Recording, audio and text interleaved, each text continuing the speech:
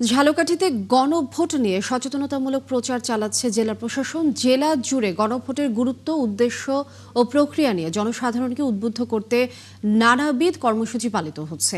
জুলাই সনদের আইনি ভিত্তি, সংবিধান সংশোধন, রাজনৈতিক শাসন মোকাবেলায় গণভোটের গুরুত্ব বোঝাতে কাজ করছে স্থানীয় প্রশাসনের কর্মকর্তা ও কর্মচারীরা। হাসান আরিফিনের তথ্য ছবিতে রিপোর্ট। শহরের অলিগলি কিংবা প্রান্তিক জনপদ সব জায়গায় এখন সংসদ নির্বাচনী বার্তা। কিন্তু একই দিনে হতে যাওয়া গণভোট নিয়ে আগ্রহ যেমন রয়েছে দ্বিধাও। এমন একটা আইন পাস হবে যে আইন সম্পর্কে জনগণ জানলই না, অথচ পার্লামেন্টে বসে একটা নায়কতান্ত্রিক বা পোষণ করে নিজেদের মতামত নিজের ইচ্ছা তৈরি করে। আপনাকেই বলছি, ইন্স্যুরেন্স করলে সিটিতে সুরক্ষা পাবেন নিশ্চিত। তখন তারা নিজের আইন পাস করে, এই সুযোগ এখানে থাকবে না। সব জায়গায় প্রচার চলতে আছে, আমরা এটা চিন্তা করে ভোট দেব। তফসিল ঘোষণার পর থেকে ত্রয়োদশ নির্বাচন নিয়ে রাজনৈতিক দলের কর্মী সমর্থকরা সরগম হয়ে উঠেছেন। নিজ নিজ দলের প্রচার চালাচ্ছেন প্রার্থী ও নেতাকর্মীরা।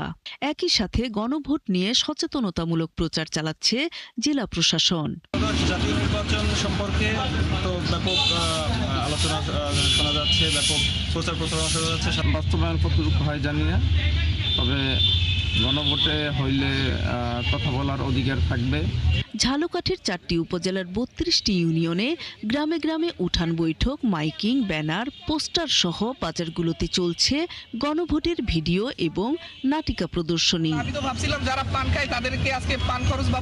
গণভোটকে কেউ কেউ মনে করছেন দেশ পরিবর্তনের সহায়ক, আবার কারো কারো কাছে বিষয়টি অস্পষ্ট। গণভোট নিয়ে জনসাধারণের সচেতনতা বাড়াতে হ্যাঁ ভোটের পক্ষে কাজ করছে সরকার। এ নিয়ে সংশয় দূর করতে রয়েছে জেলা প্রশাসনের নানা কর্মসূচি।